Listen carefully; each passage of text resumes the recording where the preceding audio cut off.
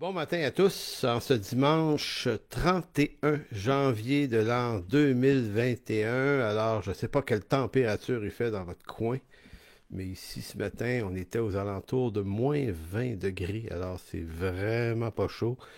Comme on dit au Québec, l'hiver, il fait fret. Il fait pas froid ici, il fait fret. C'est pire, ça. Donc, ce matin, ça me fait plaisir d'être présent parmi vous pour la prédication de l'Église en chemin. Donc, une bienvenue à tous ceux qui nous écoutent au loin, depuis la France, l'Europe. On a plusieurs personnes qui nous suivent. Alors, on vous salue chaleureusement. Merci d'être là, c'est vraiment apprécié. Merci pour vos encouragements. Merci à tous ceux qui, ici et là, au Québec également, nous écoutent de différentes régions. D'ailleurs, comme tous ceux qui font partie de l'aile de l'aile virtuelle de notre Église. Donc, une bienvenue à vous tous aussi ce matin, en ce 31 janvier. Puis merci évidemment à tous les membres rapprochés également, ceux qui sont ici dans la région de Montréal et qui participent, qui viennent de notre Église, l'Église en chemin. Donc, encore une fois, on est en prédication virtuelle ce matin. C'est comme ça qu'on fait. Et puis, on a appris à développer ce moyen-là pour y voir des trucs extrêmement positifs, bien qu'on a très hâte de retourner, évidemment, de retourner en présentiel. C'est sûr que ça va être beaucoup plus intéressant de pouvoir s'accueillir dans un amour fraternel physique. Donc voilà. Écoutez, on continue ce matin la série Lettres de Paul aux Romains. Donc Lettres de Paul aux Romains, troisième séance ce matin. Et cette troisième séance, c'est la troisième introduction. Je sais que j'ai tendance à étirer les choses des fois. Un de mes fils me le dit souvent, mais que voulez-vous, c'est comme ça. J'aime l'idée de prendre le temps de bien connaître l'apôtre Paul. Et d'ailleurs, certaines personnes m'ont fait cette remarque. Ils voyaient également cette utilité-là, là. C'est-à-dire de bien connaître l'individu, le personnage, qui est Paul, c'est quoi ses tribulations, ses difficultés à lui, c'est quoi ses défis à lui, ses misères et ses victoires aussi. Donc, connaître le personnage, l'individu, ça nous permet de mieux cerner ces lettres après. Lorsqu'on les lit, on connaît mieux, on comprend mieux. Et c'est pareil entre nous. Quand on ne connaît pas les gens, c'est une chose, mais quand on les connaît personnellement et qu'on lit un document, un livre, un article de eux, on comprend beaucoup mieux leur réalité et les raisons pour lesquelles ils vont expliquer ou dire ou exprimer ce qu'ils expriment. Donc c'est ça le sens de la démarche de ces introductions. Donc, on a vu dans la première introduction, la séance 1, on avait vu Paul et les persécutions, à quel point cet homme-là avait payé du prix de sa vie, de son sang, de sa santé pour l'Évangile, persécuté ici et là un peu partout. La semaine dernière, on a vu que Paul, à trois reprises, se propose comme un modèle, non pas un modèle qui veut supplanter Christ comme modèle, c'est absolument pas ce que Paul à l'esprit, il faut bien le comprendre. Mais Paul se propose comme, dans certains domaines de sa vie, il se considère comme un modèle à imiter dans la foi et les croyances qu'il a eues. En d'autres mots, Paul est lui-même, a lui-même Christ pour modèle et rien d'autre. Donc, il est très christocentrique, l'apôtre Paul, très axé sur le royaume de Dieu et non pas pour son royaume à lui. Donc, Paul n'est pas en train de se construire un truc qui va tourner autour de lui, mais tout doit tourner autour de Jésus-Christ. Et c'est en ce sens qu'il dit, ben, soyez mes imitateurs, parce que c'est ça l'œuvre de Dieu, c'est que tout soit réuni, tout tourne autour de la personne de Jésus-Christ. Donc ça, c'était les deux premières introductions. La troisième ce matin, je l'ai intitulé Paul l'apôtre au cœur d'un appel impossible. Et ça va bien conclure les trois introductions. Et la semaine prochaine, on entrera dans Romains chapitre 1, la lettre elle-même. Mais ce matin, c'est peut-être un des points les plus importants des trois introductions parce que on a dans l'apôtre Paul la preuve que rien n'est impossible à Dieu. Donc, la question n'est pas de savoir si Dieu peut faire des miracles. Dieu peut faire des miracles et la vie de Paul repose sur un phénomène impossible mais rendu possible. Et en d'autres mots, on comprend à travers la vie de Paul que Paul est une preuve de l'existence de Dieu, tellement son appel est impossible ou improbable, je dirais. C'est tellement improbable que ça puisse fonctionner, un appel comme celui-là, À moins que Dieu existe. Si Dieu existe, ça rend probable l'improbable, ça rend possible l'impossible. Donc, c'est l'axe principal, je dirais, de la prédication de ce matin. Et pour ça, tournez dans 1 Corinthiens chapitre 1, versets 22 à 25. 1 Corinthiens 1, 22 à 25. Et voyons un peu ce qui est dit là, qui, ma foi, est un texte extrêmement particulier. Vous savez, j'ai appris à lire ma Bible tranquillement dans les dernières années pour découvrir que quand on la lit lentement, on saisit des nuances et des subtilités qui nous échappent sinon. Donc, au verset 22, Paul va dire ceci des Juifs et des Grecs. Il va dire, les Juifs demandent des miracles et les Juifs cherchent la sagesse. Arrêtons-nous là quelques secondes. Qu'est-ce que veut dire Paul lorsqu'il dit que les Juifs demandent des miracles? Est-ce que c'est au sens charismatique du terme? Tu sais, comme aujourd'hui, il y a des églises charismatiques très orientées vers la recherche des manifestations miraculeuses de Dieu. Mais ici, c'est pas ce que Paul veut dire. Il n'est pas en train de dire, les Juifs, il faut que ça soit rempli de miracles, que ce soit vrai. C'est pas exactement dans cet angle-là. C'est que les Juifs demandent des miracles comme attestation de l'appel de Dieu. C'était que pour eux, dans leur histoire, et on est d'accord avec eux là-dessus, c'est que dans leur histoire, les grands prophètes qui ont parsemé l'histoire de l'Ancien Testament, l'Ancienne Alliance, les grands héros de la foi, étaient attestés par la présence de phénomènes surnaturels les entourant. Et qu'on remonte à Noé, à qui Dieu a parlé, mais après ça, Abraham, qui est le père de la nation, Abraham ne pouvait pas avoir d'enfant, il était usé, son corps était usé, sa femme était stérile. Donc, Isaac existe par un miracle, en quelque sorte. Et leur histoire, les grands héros, c'est l'histoire Josué, par exemple, par la suite. En fait, avant d'aller à Josué, allons à Moïse. Moïse, le prophète d'Israël, est un homme dont la visibilité et l'autorité reposaient sur des actes miraculeux de Dieu, que ce soit les 10 plaies d'Égypte, la mer Rouge qui s'ouvre et plusieurs expressions miraculeuses dans le désert aussi.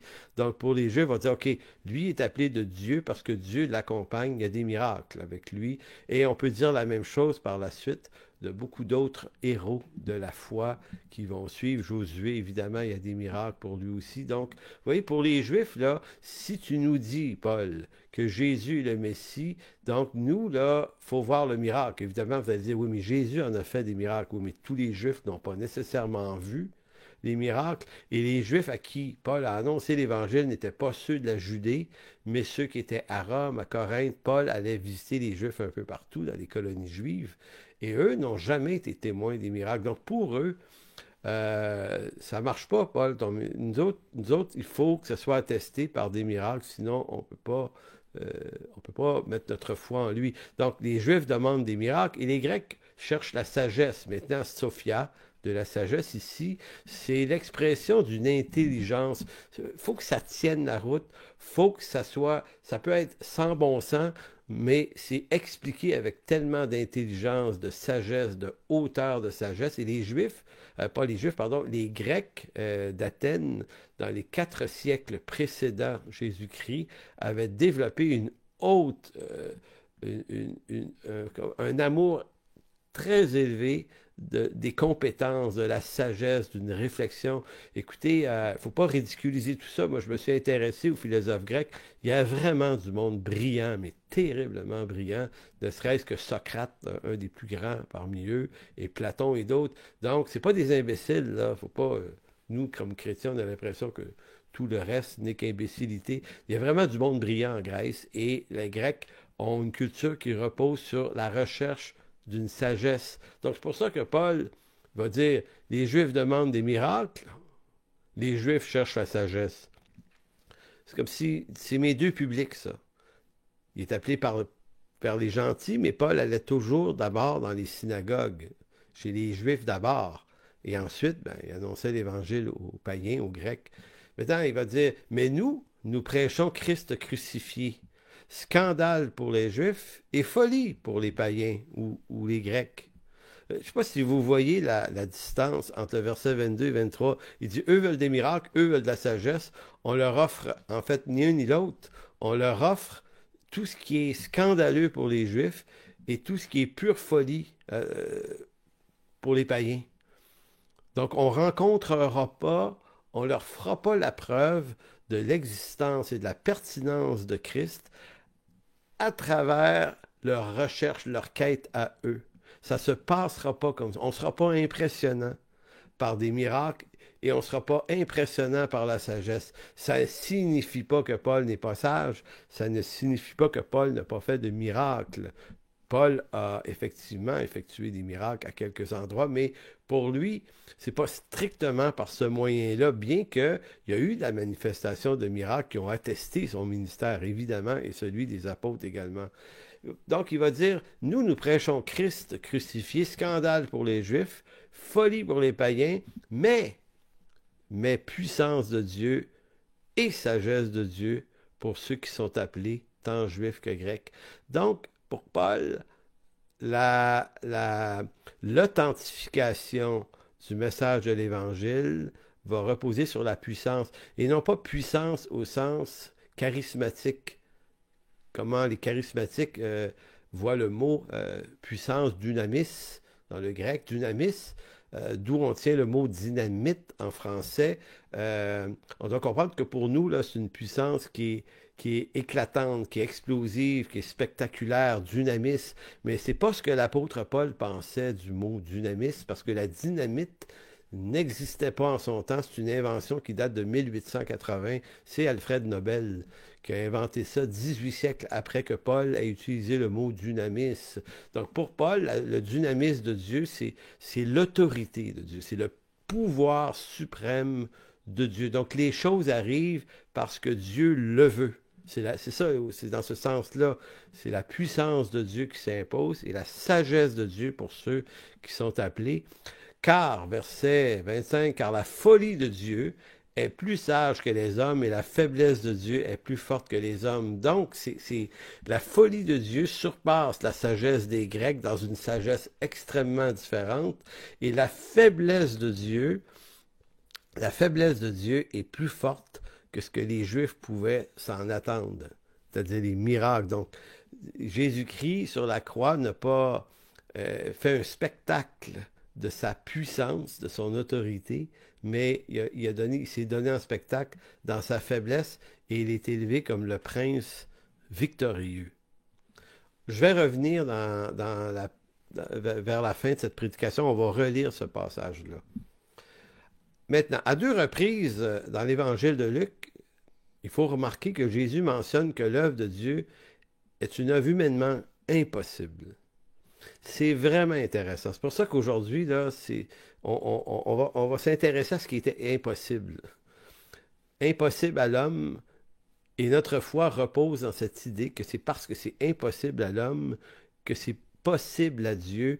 Donc, à 2 reprises dans l'évangile de Luc, Jésus mentionne que l'œuvre de Dieu est humainement impossible. D'abord, lorsque l'ange Gabriel, vous vous souvenez, annonce à Marie la naissance de Jésus en Luc 1, 37, il lui mentionne que même si elle est vierge, parce qu'elle dit, ben écoute, j'ai pas connu d'homme, comment une telle chose peut arriver, mais il dit, même si t'es vierge, Marie, tu vas enfanter un fils. Pourquoi?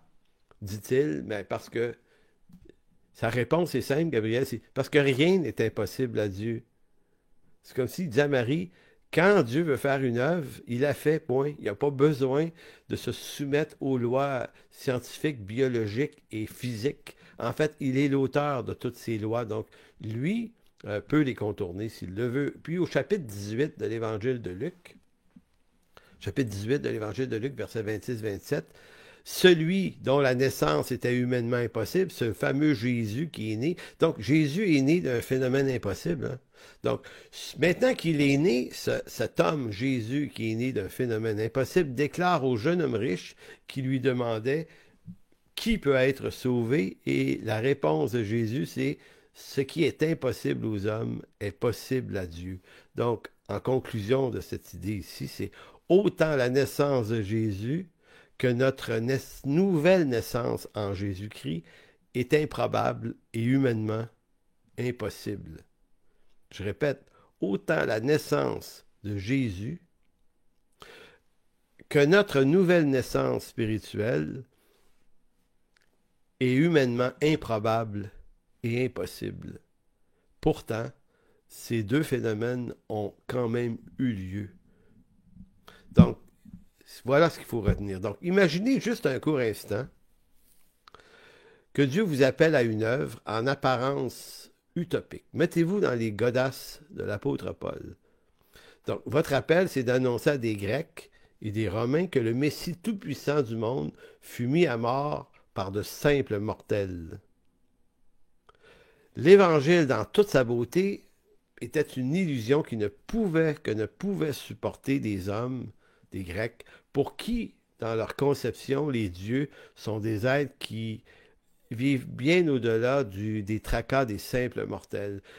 Pour les Grecs, c'est fou le message de l'Évangile, ça fait aucun bon sens. Et, tout comme c'était un scandale pour les Juifs. Donc, écoutez, on va s'inventer une histoire pour comprendre l'appel et la vocation de Paul, à quel point ça n'a aucun espèce de bon sens, mais à quel point Dieu, dans sa puissance et son autorité, a donné un sens à l'œuvre à laquelle il appelait cet apôtre qui est Paul. Donc, imaginons que, c'est une image là, que vous êtes appelé à annoncer un Dieu sauveur, appelons-le Rufus, pour le plaisir de l'image, Rufus. Et là, Dieu te dit, regarde, toi, tu pars, tu vas aller m'annoncer. Et là, vous vous présentez dans une ville comme Athènes. C'est Paul a fait ça, tu allé annoncer Jésus à Athènes. Mais j'enlève Jésus comme nom parce que juste qu'on sorte de la coquille qu'on connaît trop bien, puis qu'on se mette dans une coquille où le nom est inconnu. Rufus. Vous allez annoncer, allez à Montréal, là, centre-ville de Montréal ou à Paris ou ailleurs, et plantez-vous sur le coin d'une rue, puis arrêtez les gens, dites, hey, j'aimerais ça te parler de Rufus, le Seigneur Rufus. Les gens vont vous regarder, le Seigneur qui? Rufus, sauveur du monde. Ah, ok, c'est qui ça, Rufus? Ben, Rufus, c'est le Seigneur des seigneurs au-dessus de tous les dieux. C'est lui qui te donne-lui ta vie. Il va te sauver, il va pardonner tes péchés. Et là, il arrive quoi, là? J'ai jamais entendu ça, Rufus, eux autres, là. T'sais, les gens d'Athènes, quand Paul vient leur parler de Jésus dans l'aéropage, là, Jésus, là, c'est pas comme nous, quand on va évangéliser aujourd'hui, là, on parle de Jésus à des gens, mais il y a un référent quand même. Peut-être moins chez les jeunes, mais chez les gens des plus âgés un peu, tout le monde a pas mal une idée, c'est qui Jésus. Fait on part de quelque chose, là, tu sais. On part d'une structure, d'une culture générationnelle, d'une civilisation chrétienne sur laquelle l'Occident s'est bâti. Il y a un fond déjà, là. Peut-être des gens n'y croient pas, mais à tout le moins, il y a des référents. Mais Paul, quand il se présente à Athènes, il y a zéro référent. Et il va dans la capitale mondiale des gens les plus brillants de la planète leur parler comme d'un dieu Rufus, Jésus. Et là, c'est comme si les gens vous écoutaient et disaient, OK, mais OK, mettons que j'accepte que tu m'en parles, là, il est où? Ah, ben, il est où? Il est où? Ben, en fait, il est mort. Ah, OK. Donc, ton Dieu sauveur est mort. Oui, oui, ben, qui l'a tué? Ben, les Juifs l'ont tué. Ah oui, ils l'ont tué. Il s'est pas défendu. Non, non, il s'est laissé tuer. Et là, les gens diraient, c'est bizarre ton Dieu. Nous autres, on a des divinités un peu plus ça ne serait pas tué par des mortels quand même. Tu dis, non, non, mais écoute, il est ressuscité. N'inquiète pas, il est ressuscité 3 jours après. Et là, et là, les personnes vous regarderaient avec encore plus de scepticisme. On va dire, OK, il est mort, il est ressuscité, d'accord, OK, ouais. Euh, OK, il est ressuscité. Tu me dis qu'il est ressuscité, ben, je peux-tu le voir? On aimerait ça. Tu me dis qu'il est mort, ressuscité, qu'il a sauvé le monde, c'est le Seigneur. OK, si c'est vrai, montre-nous-le. Ah, je peux pas te le montrer, il est au ciel. Où ça? Où ça, au ciel? Et là, ce que j'essaie de vous montrer comme image, c'est l'improbabilité logique du message de l'Évangile que Paul annonçait. C'est-à-dire que, en apparence, c'est une folie. C'est pour ça que quand Paul dit aux Corinthiens, il dit c'est une pure folie, ce message-là pour les Grecs. Donc, c'est ça qui est intéressant avec le message de l'Évangile, c'est qu'il ce message-là est tellement improbable et impossible que pour que ça fonctionne, c'est obligé que Dieu s'en mêle. C'est pour ça que Paul n'était pas appelé à faire une œuvre possible. Et c'est vrai pour vous et moi, c'est-à-dire réussir cette œuvre par la force de sa piété personnelle, de ses dons, de son instruction, de sa capacité à convaincre. Peut-être était-il un argumentateur féroce, mais même à ça, parler d'un Dieu crucifié, mort par des mortels, supposément ressuscité, c'était comme ça invitait à passer à autre chose. Puis les gens d'Athènes ont dit à Paul, écoute Paul, nous t'écouterons une autre fois là-dessus, en voulant dire, écoute, on ne perdra pas de temps avec toi, t'es complètement cinglé, là. Et je pense que c'est Agrippa ou Festus dans le livre des Actes, il dit, ton grand savoir, Paul, te fait déraisonner. Donc, Paul, c'est lui, Paul. Donc, je trouve ça important qu'on se rappelle que Paul, c'est l'homme appelé par Dieu qui a été assez fou pour répondre à un appel complètement impossible et improbable, mais qui allait réussir. Pourquoi, dit-il? Ben, c'est à cause de la puissance de Dieu, d'Unamis, le pouvoir, l'autorité divine. Et il dit c'est à la fois la puissance et la sagesse, la plénitude de l'intelligence de Dieu qui allait rendre cette aventure possible. Dieu allait donc rendre intelligible et probable un message en apparence improbable, impossible, fou et scandaleux. Mais par sa toute-puissance et son autorité, Dieu allait rendre ce message, allait renverser un empire tel que l'empire romain, de telle sorte que tous les dieux grecs et tous les dieux romains, dans les décennies qui ont suivi et dans les siècles qui ont suivi, sont tombés dans l'oubli, sont devenus des figures de musée, des mythes. Donc c'est parce que l'Évangile est résolument improbable et impossible que s'il fonctionne, ça ne peut être que la puissance de Dieu en marche.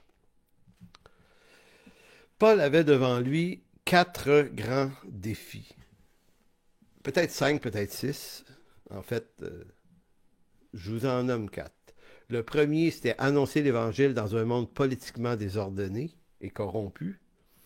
Le deuxième défi, annoncer l'Évangile dans la continuité des promesses données à Abraham, ce qui a l'air simple aujourd'hui, mais qui à l'époque était un défi vraiment très complexe.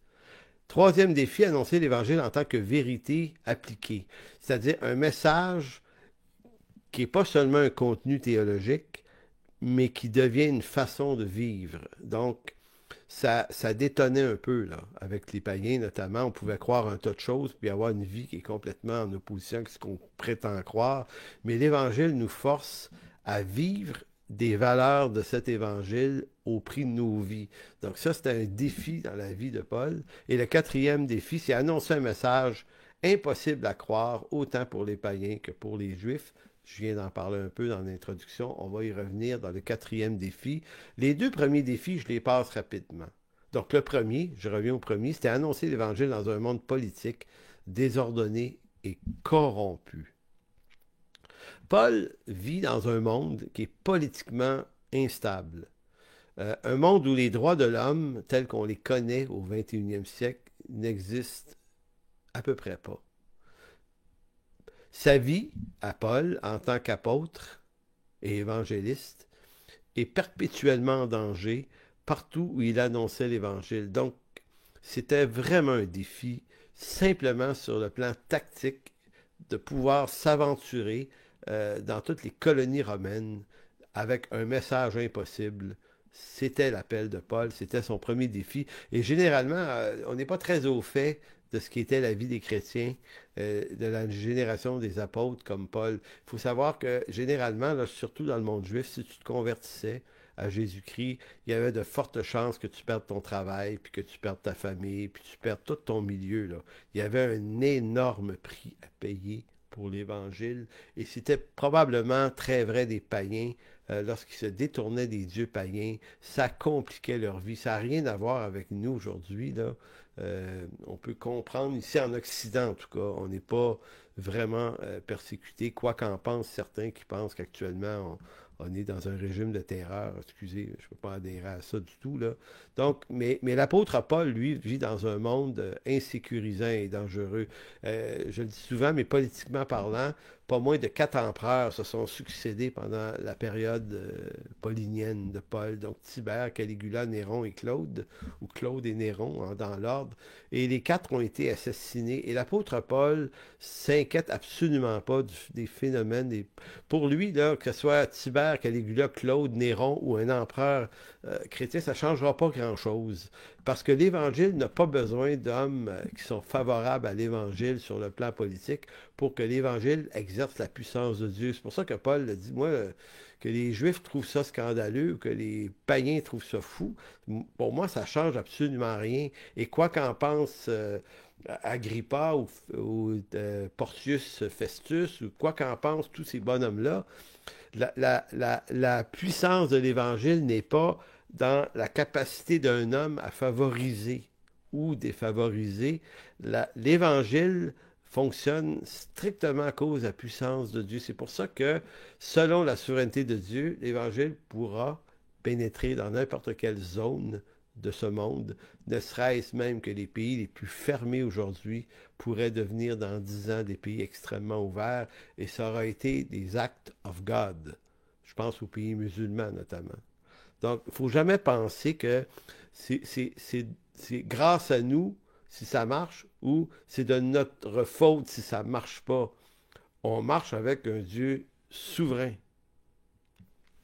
Donc ça, c'est le premier défi de Paul. Le deuxième, c'était d'annoncer l'Évangile dans la continuité des promesses données à Abraham. Écoutez, je ne vais pas mettre beaucoup de temps là-dedans, sinon que dans Deutéronome 21, 22 et 23. Deutéronome 21, ça montre le défi. Voici ce qui est écrit en Deutéronome 21. Si l'on fait mourir un homme qui a commis un crime digne de mort et que tu l'aies pendu à un bois, son cadavre ne passera point la nuit sur le bois, mais tu l'enterreras le jour même, car celui qui est pendu est un objet de malédiction auprès de Dieu, et tu ne souilleras point le pays que l'Éternel ton Dieu te donne pour héritage. Écoutez, pour un juif qui veut obéir à la vérité, il est impensable de penser que le Messie, le Fils de Dieu, attendu, puisse avoir terminé sa vie pendu au bois. C'est une malédiction. C'est tellement de malédiction qu'il dit, si jamais ça arrive, faut que tu décroches le corps de là avant la tombée du jour, puis fais disparaître ça, enterre-les, on s'en débarrasse. C'est une souillure pour le pays. Donc Paul, quand il rentrait dans une synagogue, quel que soit l'endroit, à Corinthe ou à Éphèse ou à Colosse, peu importe où, à Colosse, je pense qu'il n'est pas allé, là, mais en tout cas, peu importe, Paul commençait le jour du sabbat dans une synagogue et il allait leur dire que le Messie était venu, qu'il s'appelait Jésus et qu'il avait été pendu au bois. Il n'en fallait pas beaucoup plus pour sortir, pour se faire lapider, pour dire une chose, parce que dans la théologie des Juifs, ça se peut pas. C'est un scandale, c'est une abomination de dire une chose pareille. Et Paul, que faisait-il à chaque sabbat? Il allait dans des synagogues et il allait répéter ce message-là. Et chose étrange, des milliers de Juifs se sont convertis. Mais comment ont-ils fait pour se convertir alors que le message semblait être en contradiction avec une parole vraiment donnée par Dieu? Deutéronome, ça n'a pas été écrit par Satan, là. Ça a été écrit par Moïse, inspiré de Dieu aussi. Donc, comment Paul arrivait à expliquer que malgré qu'il a été maudit par Dieu, c'était en vue de porter nos péchés. Puis bref, il y a toute une théologie là-dessus, de la substitution. Et il y en a qui ont cru à ça, mais est-ce qu'ils ont cru à travers la prédication de Paul? Évidemment, parce que ça prend quelqu'un qui proclame le message. Il faut que des gens l'entendent, ce message-là. Mais en même temps, lorsqu'ils l'entendent, c'est pas l'éloquence de l'annonceur qui fait le travail, c'est l'autorité divine qui donne à ce message scandaleux un sens nouveau et qui fait que des milliers de Juifs se sont effectivement tournés vers Dieu Et ont cru à un message scandaleux. Donc, ça montrait la puissance de Dieu. Donc, ça, c'était le deuxième défi, annoncer un message à des Juifs euh, et dire que Jésus, au fond, est l'héritier des promesses qui avaient été données à Abraham. Tout s'accomplit en lui. Gros défi, mais qui a fonctionné, en partie. Troisième grand défi de l'apôtre Paul, c'était d'annoncer l'Évangile en tant que vérité qui va au-delà d'un seul contenu théologique, c'est-à-dire qui est une vérité qui doit s'appliquer dans la vie de tous les jours. Vous allez dire, ben ça, c'est pas un si gros défi que ça. C'est un énorme défi. Pour l'apôtre Paul, on ne peut se contenter de bien maîtriser la théologie de l'Évangile que nous enseignons. Nous sommes contraints de le vivre, avec tous les risques que sa mise en pratique implique. Et au temps de Paul, les risques étaient énormes. Plusieurs des apôtres, dont Paul lui-même, ont été tués pour ça, persécutés. Je vous avais dit dans la première séance la liste, la nomenclature de toutes les persécutions que Paul a dû endurer. Et pour Paul, l'Évangile, c'est une puissance de Dieu, mais c'est un message qui est tellement vrai et authentique que pour Paul, en tant que prédicateur de la foi, il est obligé, il se sent obligé d'en être un témoin fidèle. Il ne peut pas annoncer un message qu'il n'appliquerait pas à sa vie. Et là, je vais vous demander de tourner dans Galates chapitre 2, versets 11 à 14. Galates 2, 11 à 14. On voit l'exercice d'une prise de bec entre Paul et Pierre à Antioche. Ça nous est expliqué précisément. Parce que pour l'apôtre Paul, et quand on va lire le texte, vous allez comprendre où je veux en venir, c'est que Pierre, qui est l'apôtre parmi les apôtres le plus en vue à Jérusalem, Jean aussi était très, très apprécié, Pierre n'a pas le droit de contredire publiquement le message par une forme d'hypocrisie. Pierre, de la hauteur, de la stature de l'apôtre et de la réputation qu'il avait, ne pouvait pas, dans sa marche, contredire le message par la peur des hommes. En d'autres mots, ceux qui veulent accéder à une charge d'évêque, d'ancien, de pasteur, d'évangéliste, de docteur, plus on croit que notre vocation est à une... Je vais appeler ça hauteur, bien que c'est un mot un peu désuet, mais du point de vue humain, c'est comme ça qu'on le perçoit. Plus la hauteur est haute, plus l'exigence est grande. Et je me dis ça à moi là, ce matin, puis je nous le dis en tant qu'anciens dans notre Église, on réfléchit là-dessus. C'est-à-dire que c'est pas juste une charge, un titre honorable, c'est une responsabilité énorme parce qu'on a l'obligation éthique et spirituelle de vivre en accord avec ce qu'on annonce aux autres. C'est inséparable. Donc, dans Galates chapitre 2, verset 11, voici l'histoire, et c'est Paul qui raconte aux Galates ce qui s'était passé à Antioche, dans une autre ville. Donc, on comprend qu'il est arrivé une tension entre Pierre et Paul, et que les Galates en ont entendu parler, et que Paul se sent obligé de rectifier les faits. Il va dire, mais lorsque Céphas, c'est-à-dire Pierre, vint à Antioche, je lui résistai en face, parce qu'il était répréhensible. En effet, avant l'arrivée de quelques personnes envoyées par Jacques, il mangeait avec des païens, et quand elles furent venues, il s'esquiva et se tint à l'écart par crainte des circoncis. Avec lui, les autres Juifs usèrent aussi de dissimulation, hypocryptes, ou synopocryptomai, du mot hypocrite en français. Donc, ils usèrent aussi de dissimulation, en sorte que Barnabas, compagnon de Paul, même fut entraîné par leur hypocrisie. C'est un docteur. C'est comme Paul, il va dire, ben voyons. Donc, il dit, voyant qu'il, au pluriel, ne marchait pas droit selon la vérité de l'Évangile, jeudi à Céphas en présence de tous.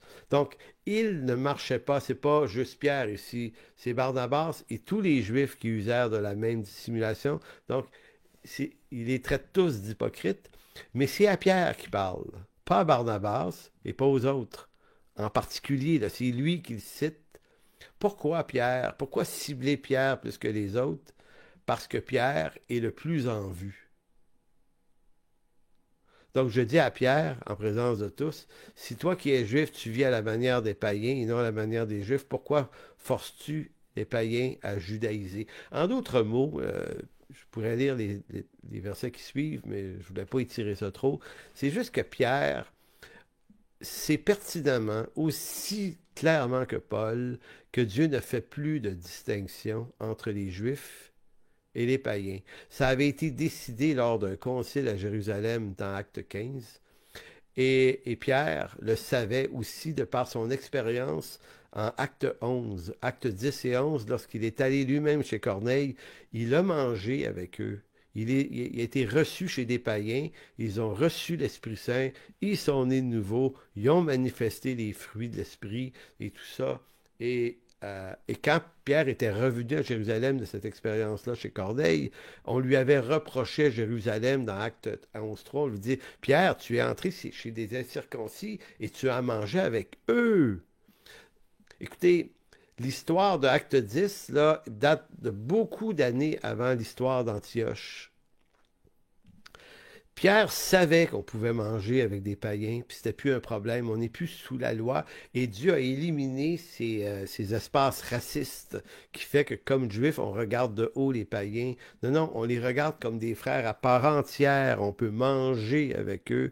Mais Pierre a eu peur d'un certain nombre de personnes qu'on appelle des judaïsants. Et Pierre, par crainte de ces gens-là, s'est tenu à l'écart. Donc, c'est comme si il n'avait pas retenu la leçon qu'il savait très bien de Actes 10 et 11 chez Corneille. Et Pierre est coincé. C'est comme si on pourrait dire, il est sous le choc. Ça a été rough, l'histoire de Jérusalem dans Acte 11, où il s'est fait reprocher d'entrer chez des païens, même s'il a réussi à expliquer toute la situation, puis qu'au bout de l'affaire, il est écrit « Et les frères se calmèrent ».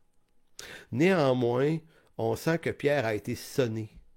Et que là, lorsqu'il se retrouve à Antioche à manger avec des païens, puis qu'il voit la gang de Jérusalem qui débarque, c'est comme, on sent que pour lui, c'est comme, oh non, pas encore, là, je vais encore me faire tomber dessus, là, bah, comprenez-vous, mais pourquoi Paul, il peut aller voir Pierre en secret après? Tu sais, pourquoi Paul n'a pas couvert? C'est une espèce de sagesse en disant, non, pourquoi Paul éclate publiquement dans cette affaire? Ben, la raison est simple. C'est à cause de l'importance que Pierre revêtait. Pierre n'avait pas le droit de tomber dans ce piège. Maintenant, écoutez, je ne suis pas en train de dire que dans une église, on doit se surveiller scrupuleusement pour voir qui fait l'erreur, qui n'a pas dit les choses de la bonne manière ou qui n'a pas la même conviction. C'est pas, le litige, là, ici, là, entre Paul et Pierre, ne repose pas sur une question d'opinion théologique ou un positionnement quelconque, conviction personnelle. Non.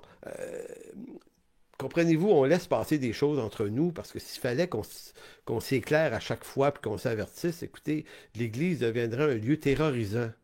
C'est pour ça que dans nos rencontres Zoom, d'ailleurs, dans notre Église, on met des règles très précises là-dessus en disant, vous ne reprenez pas la parole d'un autre. Là. Vous n'êtes pas là pour corriger les autres qui parlent. On parle, on veut que tout le monde s'exprime.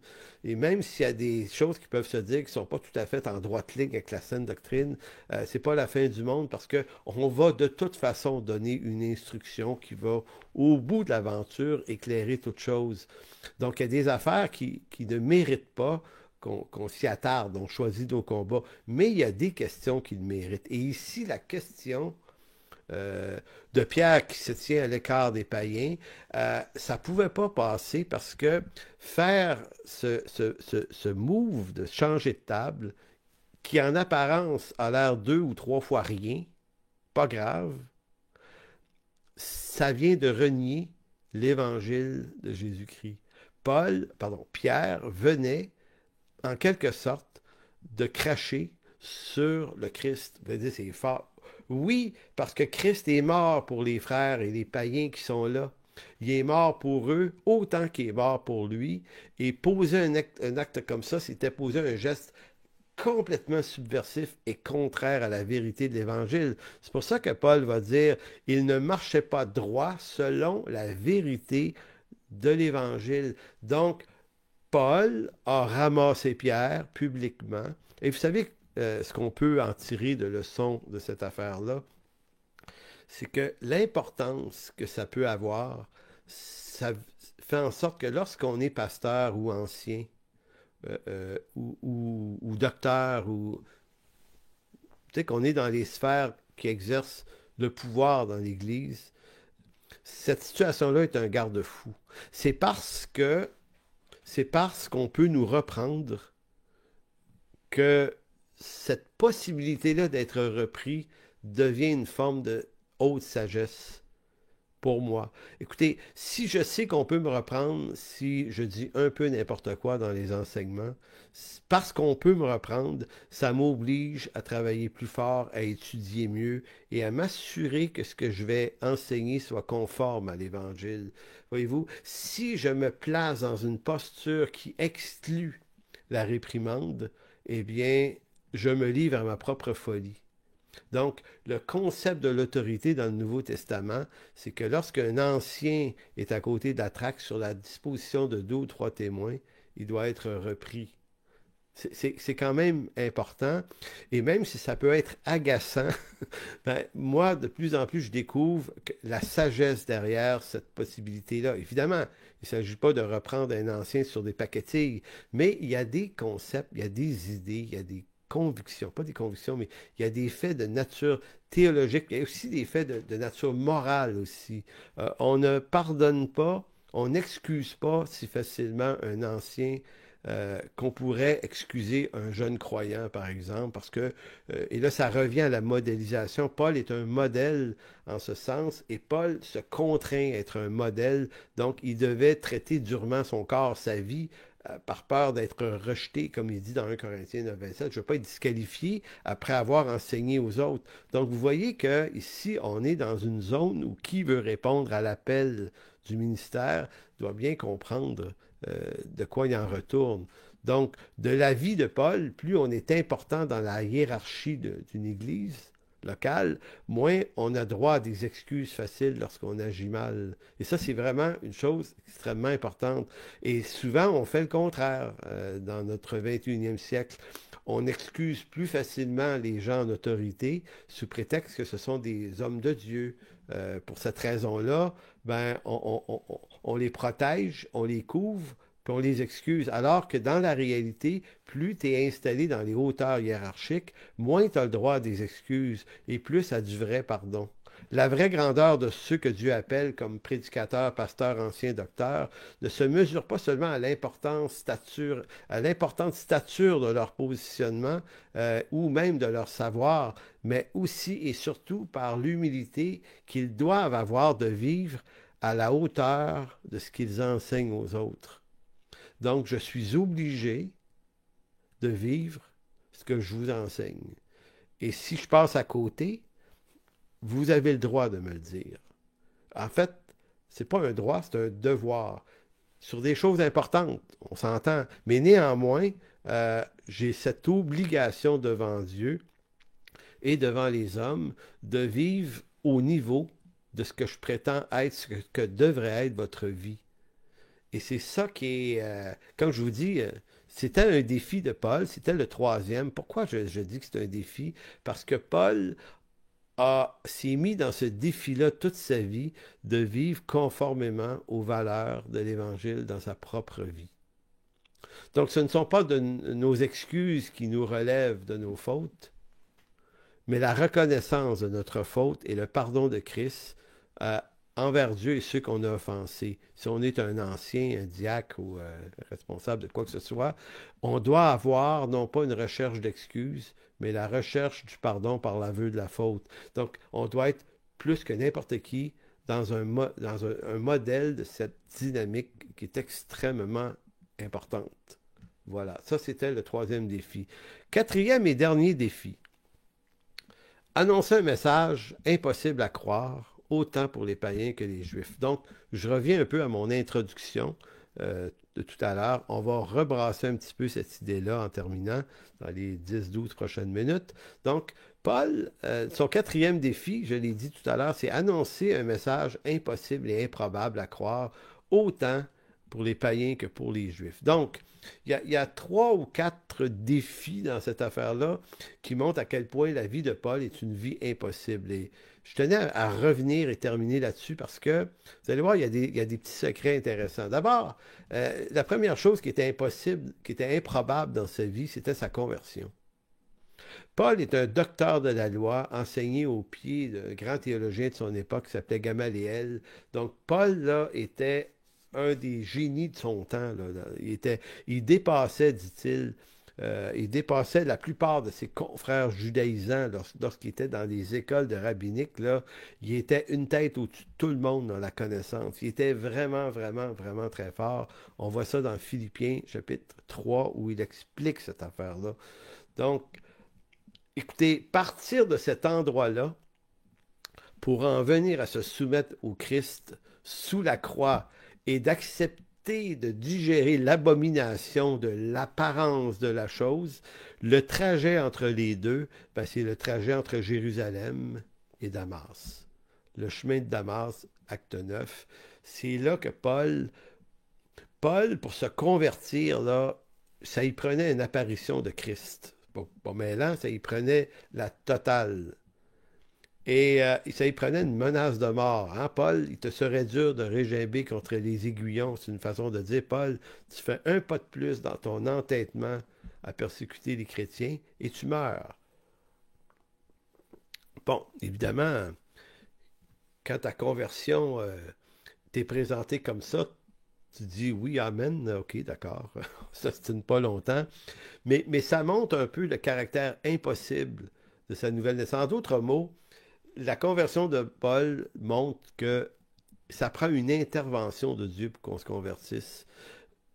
Évidemment, Paul, c'est évident, mais peut-être que pour vous et pour moi, ça peut nous apparaître moins évident. Moi le Seigneur ne m'est pas apparu en 1983. Néanmoins, je suis obligé de reconnaître qu'un certain soir du mois de mai, en écoutant la parole, il s'est passé quelque chose que je n'explique pas encore, sinon que je croyais pas et après je croyais. C'était pas tout à fait pertinent avant, c'était complètement pertinent après. Avant, j'aurais jamais rien sacrifié pour l'Évangile. Après, dans les mois qui ont suivi ma conversion, j'ai choisi de renoncer à ma carrière de musicien professionnel, qui était ce que je voulais faire dans la vie, ce dans quoi j'avais tout investi. Et tous mes amis musiciens me disaient que j'étais complètement fou. Là. Ça n'avait aucun bon sens. Tout le monde qui m'entourait à l'époque connaissait ma passion pour la musique, à quel point j'aimais ça. Ça prenait toute la place. Ça passait avant les filles. Ça passait à cet âge-là, là. Mais ça, pour moi, ça passait avant. Là. Tout ça, là, c'était la musique seulement. C'était d'une passion dévorante. Et pourtant, il a suffi d'une prédication. Vous savez, ça n'a pas rapport à qui, quand, où. Ça a rapport à le Seigneur était là de toute façon. C'est lui qui opère en nous le miracle de la transformation. Donc, la première application que vous et moi on peut en faire, c'est qu'annoncer l'Évangile ne consiste pas à se bâtir comment dire, une chapelle d'arguments convaincants avec... Il suffit juste d'annoncer l'Évangile. Et l'Évangile possède sa propre puissance. C'est pas la vôtre. C'est le message de l'Évangile possède sa propre puissance. Il est tellement puissant qu'il a renversé un homme comme Paul. Il a renversé une civilisation grecque et romaine qui sont des civilisations extrêmement brillantes. Je le répète, là.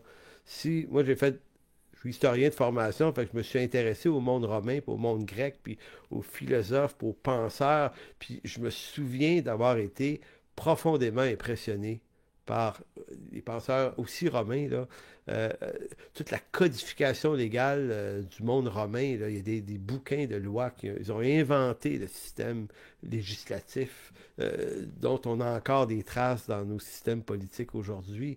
Les Grecs et la démocratie, écoutez, on n'a pas affaire à des civilisations de seconde zone, on a affaire à la crème civilisationnelle de l'homme parvenu à une compréhension puis une intelligence. Maintenant, l'Évangile est rentré là-dedans comme une torpille qui avait l'air d'avoir aucune puissance, aucun bon sens, puis elle a éclaté ces civilisations-là, répondant à la prophétie de Daniel, une balle qui est partie sans le secours d'aucune main a frappé les pieds de la statue et l'a effondré. 2, 3 siècles après, Paul, ça s'est écroulé. Donc, c'était le défi de Paul, donc de croire que l'Évangile était une puissance de Dieu. Donc, Paul n'est pas allé simplement par obéissance en disant, ben, il veut que j'y aille, je vais aller pareil. Paul avait l'intime conviction que le message de Jésus-Christ, et il l'a dit dans sa lettre à Timothée, il dit, si ce message-là a pu me convertir, moi qui étais le pire, j'étais un assassin, un incrédule, un homme violent, s'il a pu éclairer mes yeux, s'il a pu me montrer la vérité, ben, il peut le faire avec n'importe qui d'autre. Parce qu'il dit, je suis le pire des pécheurs. Donc, si il a converti le pire des pécheurs, il peut convertir n'importe quel juif, n'importe quel romain, n'importe quel grec, n'importe quel français, québécois, américain. On n'a pas besoin de Donald Trump. On a besoin de Jésus seulement pour faire le travail de l'Évangile. Et quand vous annoncez l'Évangile, annoncez simplement l'Évangile, et c'est la job du Saint-Esprit d'éclairer les gens. Donc c'est pour ça que si je relis 1 Corinthiens 1, 22 à 25, les Juifs demandent des miracles, les Grecs cherchent la sagesse, et nous, nous prêchons Christ crucifié, c'est tout. Scandale pour les Juifs, peut-être, folie pour les païens, peut-être, mais puissance de Dieu et sagesse de Dieu pour ceux qui sont appelés, selon le dessein éternel de Dieu. Ici, on est dans le domaine de l'élection. Dieu a déjà commencé l'œuvre dans leur cœur. Ils vont se tourner parce que Dieu les a appelés d'avance. Donc, pour ceux qui sont appelés, qu'ils soient juifs ou grecs. Pourquoi? Parce que la folie de Dieu est plus sage que les hommes et la faiblesse de Dieu est plus forte que les hommes. Donc, aussi fou et scandaleux qu'ait pu être son appel, Paul a simplement obéi et ça a fonctionné. C'est pour ça que je disais au début, Paul est la preuve que rien n'est impossible à Dieu.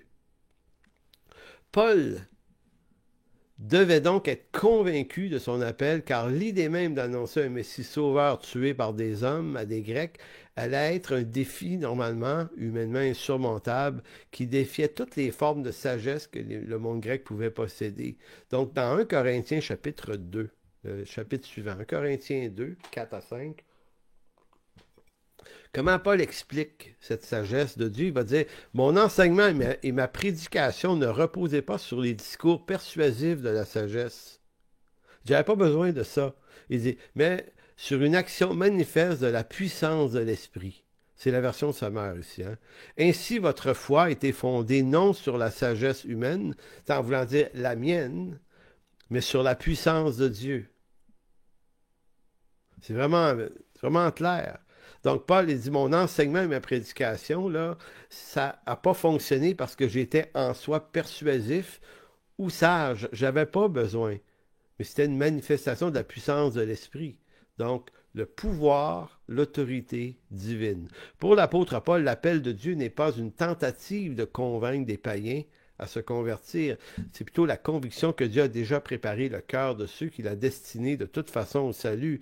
Et le texte d'un Corinthiens 2.9, mais comme le dit l'Écriture, 1 Corinthiens 2.9, mais comme le dit l'Écriture, il s'agit de ce que l'œil n'a pas vu, que l'oreille n'a pas entendu, et que l'esprit humain n'a jamais soupçonné, mais que Dieu tient en réserve pour ceux qui l'aiment.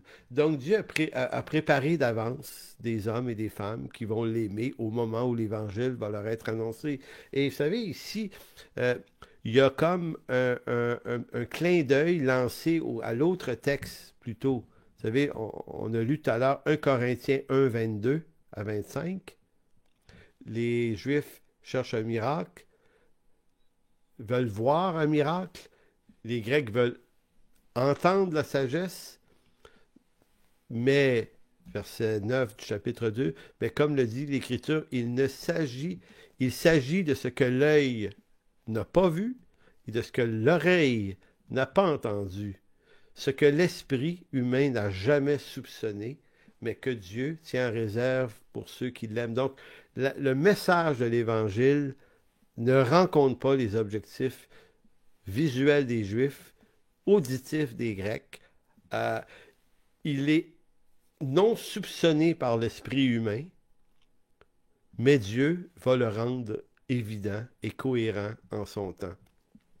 En conclusion de quoi, dernier passage, Philippiens 1.3, Paul ne croyait pas que l'œuvre de Dieu dans la vie des païens ou des Juifs, qu'il a amené lui-même à la foi, Paul ne croit pas que l'action a commencé par lui. Je me répète. Paul semble être un homme qui, malgré qu'il répond à l'Évangile, ne croit pas pour autant que l'œuvre de Dieu commence par lui. Paul semble dire aux Philippiens que l'œuvre commence par Dieu et lui, il est l'élément secondaire qui vient annoncer ce que Dieu a déjà préparé, ou ce que Dieu, on pourrait dire ici, a déjà commencé. Philippiens 1, 3 à 6 dit « Je rends grâce à mon Dieu de tout le souvenir que je garde de vous, ne cessant dans toutes mes prières pour vous tous de manifester ma joie au sujet de la part que vous prenez à l'Évangile depuis le premier jour jusqu'à maintenant. Je suis persuadé que celui qui a commencé en vous cette bonne œuvre la rendra parfaite pour le jour de Jésus-Christ. » Donc, c'est cette idée que Paul semble comprendre que l'œuvre de l'Évangile dans le cœur de ceux à qui il annonçait l'Évangile était une œuvre déjà commencée. Il s'agissait simplement qu'un homme comme lui ou d'autres passe en chemin, annonce l'Évangile et que Dieu fait le miracle prévu pour ceux qui l'aiment. C'est sa façon de travailler. C'est comme ça que Dieu fait les choses.